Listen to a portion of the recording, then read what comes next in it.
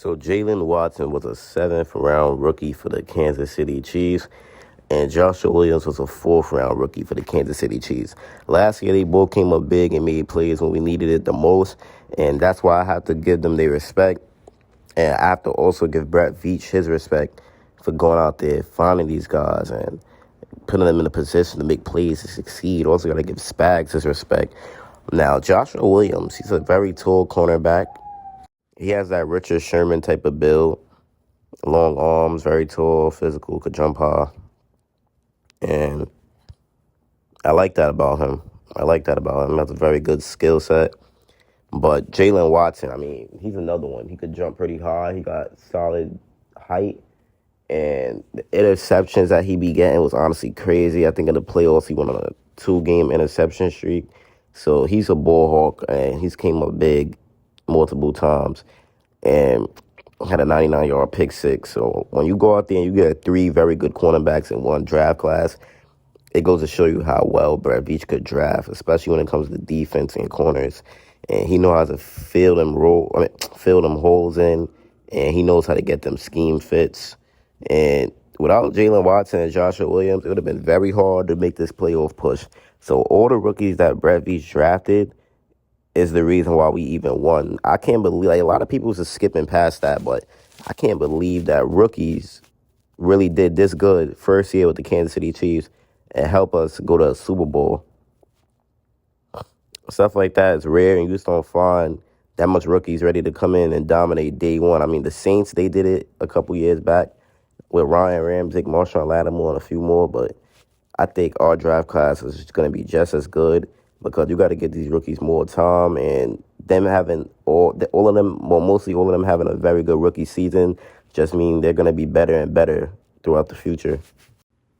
Yeah, man, the Kansas City Chiefs, like, they had a lot of hidden talent throughout their roster this year. And that's honestly why I said the team was able to win a championship during the 2022 season, because they did what they had to do. I mean, they had a very good turnover the offseason prior to that championship. And I do think they are positioned to potentially win it all again next season. And I think Jalen Smith is one of our best kept secrets. I do think that's true because if you look at what general manager Brett Veach has done, he's managed to build a defense full of draft picks that have worked out. So finding guys like Jalen Watson in the 7th round is a big reason why we could thrive and be so successful. And most 7th round picks are just fortunate enough to make the roster as a rookie. But Watson didn't even do that. He recorded 2 interceptions in the Chiefs' postseason run to another Lombardi trophy. So we got one very key player on offense in the 7th round, and then one very key player on defense in the 7th round. So the Kansas City Chiefs are looking very dominant, and it's honestly just unreal. And Jalen Watson is 24 years old, and he's continuing the Chiefs' streak of cornerback development. We develop cornerbacks very, very well. Once McDuffie went down, that's when Watson had to really step up, And I do think he's a very good player. When he played 56% of the team's total defensive snaps in the 16 regular season games he played last season, he had 39 tackles, 8 stops, 2 pass breakups, and 1 interception, which was a 99-yard pick six. So I like what Watson does. He's very good. Very, very good. Very, very good, man. And, like, his regular season efforts, it was just remarkable given his draft status just several months prior, And his postseason performance, in my opinion, was literally just the cherry on top of a spectacular season for the rookie. And in 3 playoff games, he's recorded 2 interceptions, which came while facing Jacksonville Jaguars quarterback Trevor Lawrence and Cincinnati Bengals quarterback Joe Burrow, who are all top 10 quarterbacks in this league, and he also had 10 tackles against them teams. And Watson production during his first season in the NFL was a welcome surprise for Chiefs Kingdom.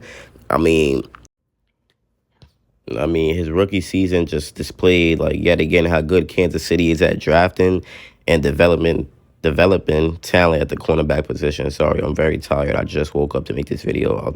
I just woke up. But as it stands, the Kansas City Chiefs cornerback room consists of L'Jarius Sneed, Trent McDuffie, Jalen Watson, Joshua Williams, who I'm also talking about in this video, but Jalen Watson was just shining over him, so there's more to talk about. And also, Chamari Connor, Nick Jones, DiCaprio Boodle, Lamar Jackson, not the quarterback, Anthony Witherstone, Reese Taylor, Isaiah Norman, Khalif Halasi, who I think could also be a steal, Ako Boydo. I'm not saying so many names, but really the locks to make the roster are Snead, McDuffie, Watson, and Williams. Those are the locks.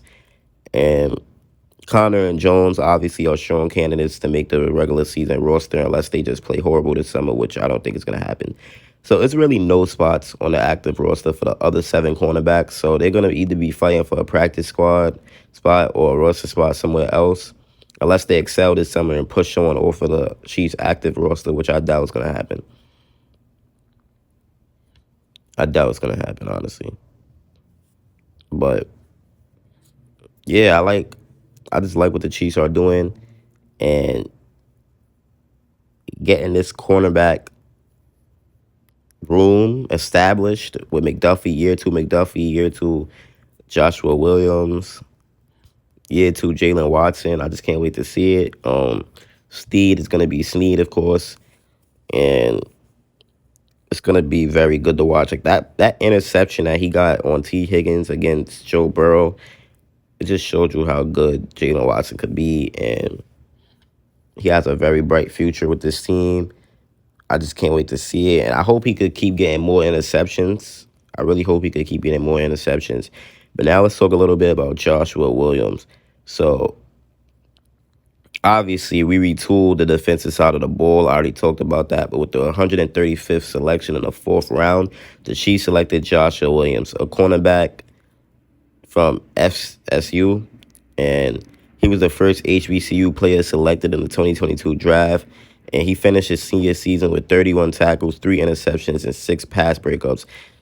And that was in college. So he obviously impressed the Kansas City Chiefs. Now, he had a good training camp, but at preseason, he was getting burned on multiple occasions, and he couldn't start from day 1. But week 6, he went against the Buffalo Bills, which was, I don't know, I guess it was okay. But the following week against the San Francisco 49ers, that's when Williams recorded his first interception of his career, and he finished the regular season with 40 tackles. He tackles pretty well, 1 interception and 7 passes defended, and I like that. I feel like in the Super Bowl he was doing pretty well, but when he went against the Bengals, I feel like he was really locking up. So it was an up and down rookie season for Williams, but I seen a lot of glimpses of promise, and I think year 2 he's gonna be way better because he has that build where he could just be a very dominant cornerback. Like we have tall cornerbacks except for McDuffie, but McDuffie's like a Jai Alexander, so he doesn't really have to be tall. But Joshua Williams need to be more consistent on the outside as a one-on-one playmaker, and please stop getting burnt. If he could work on getting burnt, if he could work on that, then he could be something very, very good. And he's a piece of a young core in our secondary, and the Chiefs are just hoping that they could continue to grow together and become a top unit in the NFL. Hopefully that's this season coming up. And when you have a secondary full of players on rookie deals, it will help the team be able to make moves to keep this Super Bowl window open for several more years because we're probably not going to have to pay these dudes for a good minute. And that's just the honest truth. And yeah, so I'm going to wrap up this video. If you're watching it at this time, I just want to say prayers to the child in my neighborhood, the 3-year-old child that fell out the window. Prayers. I don't know the updated status. Last time I checked, it said critical condition. It's not looking too well.